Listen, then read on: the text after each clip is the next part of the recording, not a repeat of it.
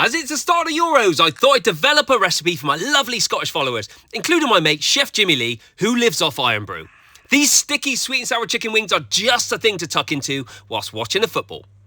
Let's get some flavours into the wings. Don't worry, a full list of ingredients are down in the caption for you. Now I like to cook my wings in the air fryer, so set it to 200 degrees and cook for 16 minutes, shaking halfway through. Whilst the wings are cooking, let's make the Irn Bru glaze. Pour a can into a non-stick pan, then reduce over a high heat for around 8 minutes. Balance the flavours by adding in some vinegar and sweet chilli sauce, and make sure you keep an eye on this. You want it to be nice, thick and syrupy. These wings are proper crispy and so simple to make. Just throw them in along with a good handful of fresh parsley, then toss through the sauce until fully coated. Who do you reckon will win the Euros? Let me know in the comments. Now, if Scotland are half as good as these chicken wings, they might just cause an upset over the Germans. For loads more recipes, go and check out the Fakeaway series on my website. Bangin'!